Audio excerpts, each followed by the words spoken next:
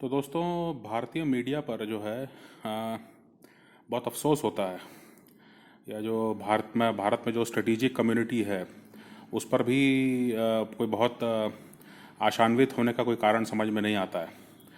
आप देखिए कि क्लाइमेट चेंज को लेकर के जो है पश्चिमी देश जो हैं इतना इतना चिंता जता रहे थे।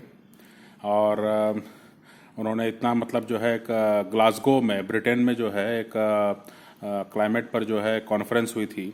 और वहाँ पर जो है भारत और चीन ने जो है इस पर आपत्ति जताई कि जो है कोयले को पूरी तरह से जो है विलोपित नहीं करना है ना। कोयले को हम उत्तरोत्तर कम करते जाएंगे उसका इस्तेमाल। तो पश्चिमी देशों का ये कहना था कि भाई कोयले का इस्तेमाल करेंगे तो ये तो औद्योगिक रूप से हमसे आगे बढ़ते रहेंगे। तो उसको लेकर के ऐसा एजेंडा बनाया गया कि देखिए जो है भारत और चीन जो है मिल करके ये कहीं ना कहीं जो है विश्व में पर्यावरण को सुधारने में जो है बाधक बन रहे हैं, है ना। और वहाँ पे ब्रिटेन का एक मंत्री था, वो लगभग रोने लगा। वो रो के दिखा रहा था कि इतना हम संवेदनशील हैं दुनिया के लिए, पर्यावरण के लिए, है ना। जबकि होना ये चाहिए था कि चूंकि पर्यावरण को पश्चिमी देशों ने खराब किया है तो उनको ही जो है इसका पैसा देने की और मुआवजा देने की ज़रूरत है, और ताकि बाकी जो देश हैं वो जो शुद्ध ऊर्जा, क्लीन एनर्जी या ग्रीन एनर्जी पर जो है ट्रांजिशन कर सकें आसानी से, है ना। उसके लिए मुआवजे की बात नहीं हो रही है। लेकिन यहाँ पर जो है रो के दिखा रहे हैं कि जो है भारत और चीन जो है वो कोयले का इस्तेमाल बंद नहीं कर रहे हैं और इसलिए दुनिया में जो है पर्यावरण खराब होते जा रहा है। तो ये तो हुई बात उस समय की, है ना।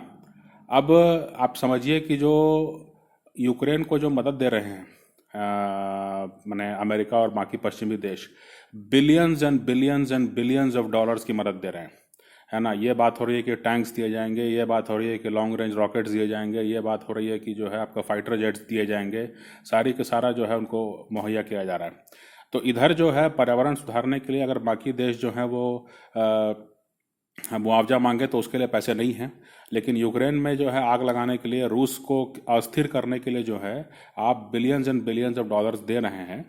और जो है पाबंदी लगा रहे हैं दुनिया भर में, जो भी अपने सुविधा के हिसाब से रूस से तेल खरीद रहा है ना, उसको आप सवाल जवाब कर रहे हैं कि आप क्यों तेल खरीद रहे हैं और आप उसके साथ हैं क्या। तो सवाल तो ये पूछा जाना चाहिए कि जब आपके पास जो है इतनी बड़ी आबादी को जो है पर्यावरण शुद्ध ऊर्जा की तरफ ले जाने के लिए आपके पास पैसे नहीं थे, इतना आग लगाने के लिए पैसे आप क्यों दे रहे हैं वहाँ पर, है ना। दूसरा ये भी मुद्दा बनता है कि कश्मीर को जो है न्यूक्लियर फ्लैश पॉइंट कहा जाता था। पूरा 2000 से लेके 2010 तक जो है कम से कम बहुत भारी प्रोपेगेंडा रहा कि भाई कश्मीर जो है न्यूक्लियर फ्लैश पॉइंट है। क्यों? क्योंकि भारत और पाकिस्तान दोनों ही जो है परमाणु शक्ति संपन्न हैं, और अगर दोनों के बीच में लड़ाई हो गई तो जो है वो न्यूक्लियर फ्लैश पॉइंट है कश्मीर। इस नाम से बदनाम किया जाता था और कहा जाता था कि भारत को पाकिस्तान से बात करनी चाहिए, भारत को जो है शांति बनाए रखना चाहिए और भारत को जो है दब के रहना चाहिए, सब सब बातें कही गई। अभी तो रूस भी परमाणु शक्ति संपन्न है। रूस के पास कहीं ज़्यादा परमाणु हथियारों का जखीरा है। तो वहाँ पर जो हमले हो रहे हैं या यूक्रेन में जो टकराव हो रहा है रूस के साथ, उसमें क्यों नहीं ये बात सामने आती है, क्यों नहीं ये लॉजिक लगता है? ये हमारा भारतीय मीडिया उठा रहा है क्या इस मुद्दे को? भाई अगर आप दुनिया भर में ये कह रहे हैं कि आप मत लड़ो, आप हमसे खाली हथियार खरीदो, है ना, क्योंकि जो है आप लड़ोगे तो जो है वो कोई एक दूसरे पर कब्जा कर लेगा, तो आपका ज़मीन बढ़ जाएगी, आपके संसाधन बढ़ जाएंगे और आप हमारे बराबरी में आ जाओगे, है ना। तो इसलिए जो है आप चाहते हो कि वहाँ शांति बनी रहे और एक तनाव का माहौल बना रहे, है ना। और आप इसके लिए जो है इस तरह के उलझ जुलूल दावे करते हैं कि चूंकि पाकिस्तान के पास परमाणु शक्ति है तो इसलिए जो है उसका आतंकवाद आपको झेलना चाहिए, है ना। लेकिन आप तो वही काम नहीं कर रहे हैं। आप तो यूक्रेन में घुस गए, सभी देशों को लेकर के फिनलैंड और एस्टोनिया जैसे देश जो हैं वो भी जो हैं छोटे देश धमकी चमकी कर रहे हैं रूस को। तो वहाँ पे क्यों नहीं ये लॉजिक लागू होता है? एक बात। दूसरी बात यह है कि जो आप सोच रहे हैं, इतना जो आप हथियारों का निवेश कर रहे हैं, है ना, दूसरे लोग समझ रहे होंगे कि ये खर्चा है। ये भारतीय मीडिया को इस चीज़ को उठाना चाहिए, इस मुद्दे को, कि दरअसल जो है रूस को और उसके आसपास के क्षेत्र को अस्थिर करके अमेरिका अपना प्रभाव क्षेत्र वहाँ जमाना चाहता है। और इसका जो असर होगा, है ना, जितना भी हमारे देश में जो है कुछ एक राजनीतिक शक्तियों को ये गुमान हो गया है कि भारत जो है वो बहुत महत्वपूर्ण हो गया अमेरिका के लिए, और अब जो है वो इस बात को समझ लीजिए कि रूस के पास जो ऊर्जा संसाधन है वो दुनिया भर का 10 से 12% है। अगर 10 से 12% ऊर्जा जो है, ऊर्जा ऊर्जा संपन्न देश है ना, जिसके पास कई तरह के रेयर अर्थ्स भी हैं, कोबाल्ट हो गया और यूरेनियम हो गया, और टेक्नोलॉजी के मामले में, मिलिट्री टेक्नोलॉजी के मामले में, चाहे न्यूक्लियर टेक्नोलॉजी के मामले में रूस आगे है। अगर उसको अस्थिर करने में कामयाब हो गया, जो कि पूरा प्रयास जारी है, अगर उसको अस्थिर करने में कामयाब हो गया अमेरिका और बाकी पश्चिमी देश, तो सीधे सीधे उनका प्रभाव इस क्षेत्र में आ जाएगा। भारत, उसके बाद में वो ये कहेंगे कि जो ये पश्चिम एशिया के जो तेल संपन्न देश हैं, है ना, सऊदी अरब हो गया, यूएई हो गया, इन पर और लगाएंगे कि भाई आपके यहाँ लोकतंत्र नहीं है, आप लोकतंत्र लाइए, नहीं तो आप पर पाबंदी लगा देंगे। तब भारत को ये कहा जाएगा कि आप इनसे मत तेल खरीदिए, नहीं तो हम आप पर पाबंदी लगा देंगे। तब जो है, चूंकि रूस में हमारा अब हित हो गया है, रूस में हमारी कंपनियां काम कर रही हैं, तो अब आप रूस से ही तेल खरीदिए, कितना महंगे दाम में है वो खरीदिए, लेकिन आप बाकी इन देशों से मत खरीदिए। लोकतंत्र के नाम पर जो है आपको साथ देना चाहिए हमारा। एक तो ये हो गया मामला। दूसरा ये है कि रूस की जो सीमा है वो चीन के साथ मिलती है, तो रूस अगर अस्थिर हो गया और अगर प्रभाव क्षेत्र में आ गया अमेरिका के, तो ये मान के चलिए कि चीन के उत्तरी तरफ जो है कहीं पर वो एक सैनिक अड्डा बना लेंगे, जैसे कि उनकी आदत है, एक सैनिक अड्डा बना लेंगे और वहाँ से चीन पर आराम से नियंत्रण रखेंगे, वहाँ से चीन पर आराम से नज़र रखेंगे, और उस समय जो है उनको कोई आवश्यकता नहीं होगी भारत की, है ना टेक्नोलॉजी के मामले में ज़रूरत होगी, ना मार्केट के मामले में ज़रूरत होगी, क्योंकि ये बहुत बड़ा इलाका है, पूरा सेंट्रल एशिया उनके प्रभाव क्षेत्र में आ जाएगा, है ना। जितने तुर्कमेनिस्तान और कजाकिस्तान और इस तरह के जितने स्थान हैं, वो सब उनके, अज़रबैजान और आर्मीनिया और बेलारूस और यूक्रेन और रशिया अपने आप में, तो ये पूरा ऊर्जा संपन्न क्षेत्र जो है ये इनके कंट्रोल में आ जाएगा। इतनी बड़ी आबादी इनके कंट्रोल में आ जाएगी, तो भारत को क्यों पूछेंगे वो। तो इन चीज़ों को महत्वपूर्ण तरीके से उठाया जाना चाहिए कि भाई अमेरिका जो काम कर रहा है, इसको जो है ये भारत के हित में भी नहीं है। अगर रूस अस्थिर होता है तो हमारी जो, अगर आज ये कहा जा रहा है कि रूस एक रिलायबल सप्लायर नहीं रहेगा क्योंकि वो अपने युद्ध में बिजी है, तो ये भी तो मानिए कि अगर कल को रूस अस्थिर हो गया और रूस अगर वहाँ हार गया और आप उनको सपोर्ट नहीं करते हैं, तो ये बिल्कुल मान के चलिए कि भाई वो जो मिलिट्री टेक्नोलॉजी उनके पास है ना, वो सीधे सीधे अमेरिका के प्रभाव क्षेत्र में आ जाएगा। तो ये बहुत बहुत ही जो है एक ऐसा विषय है जिस पर कि ध्यान देने की ज़रूरत है, और भारतीय मीडिया पता नहीं क्यों बुद्धिहीन हो गया है, उसको ये मूल विषय समझ में नहीं आ रहे हैं। और एक बहुध्रुवीय दुनिया यानी मल्टीपोलर वर्ल्ड, इसके लिए जो है वास्तविक प्रयास करने होंगे। और भारत अब जिस क्षेत्र में आ चुका है, आज भी भारत के साथ, मैंने पहले कहा आपको कि अमेरिका जो है ट्रेड और कॉमर्स के मामले में अपना वर्चस्व बना कर रखता है। आज भी 150 से या 160 बिलियन डॉलर के आसपास हमारा ट्रेड है, लार्जेस्ट ट्रेडिंग पार्टनर हमारा अमेरिका है।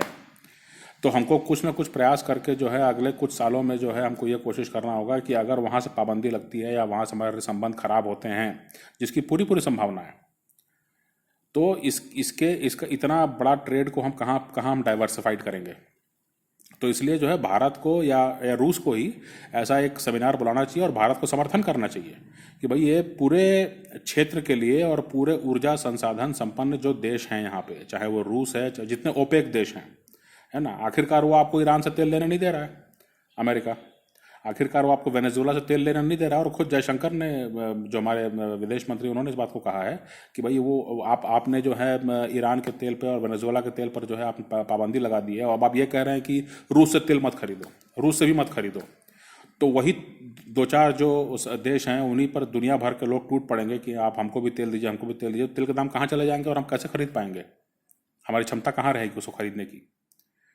तो इसी तरह से इस बात को भी समझने की ज़रूरत है कि कल को अगर रूस पर जो है, अगर रूस अस्थिर हो गया, वहाँ पर जो है तख्ता पलट हो गया, तो रूस के जो 10 से 12% का जो दुनिया भर का जो ऑयल रिजर्व्स हैं, इसके अलावा जो है नए नए तेल के कुएँ खोजे गए हैं, इसके अलावा जो है रेयर अर्थ, इसके अलावा यूरेनियम, इसके अलावा न्यूक्लियर टेक्नोलॉजी, इसके अलावा मिलिट्री टेक्नोलॉजी, इसके अलावा स्पेस टेक्नोलॉजी, है ना, ये सारा कुछ जो है उनके नियंत्रण में चला जाएगा, अमेरिका के नियंत्रण में चला जाएगा या अमेरिका के प्रभाव क्षेत्र में चला जाएगा।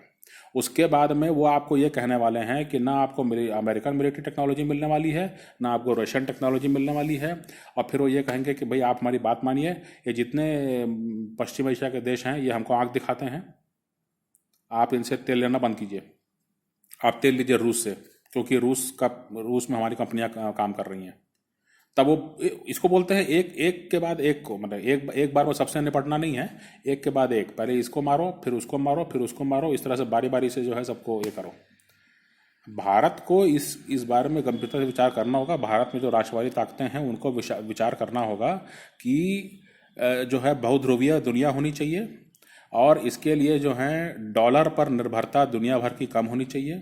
इसके लिए जो है जो वर्चस्व है, मतलब इस चीज़ को सुनिश्चित किया जाना चाहिए कि जो व्यापार हैं, जो ट्रेड एंड कॉमर्स है, वो दुनिया में जो है वो हर इलाके में जो है 2-3 ऐसे सेंटर हों, बिजनेस सेंटर, और वहाँ पर जो है जो रजीम चेंज का जो एक मामला चल रहा है कि कहीं भी जो आपको लगता है कि हाँ यहाँ पर जो है व्यापार इतना बढ़ सकता है कि वो अमेरिका और पश्चिम यूरोप के प्रतिस्पर्धा में आ सकता है, तो वहाँ पर कोई न कोई कारण से वहाँ आग लगा दी जाती है। इसको रोकना होगा, और बहुध्रुवीय दुनिया के लिए जो है वास्तविक प्रयास करने होंगे। इसके लिए जो है मतलब जो है देशों को आपस में बैठ करके विचार करना ही होगा।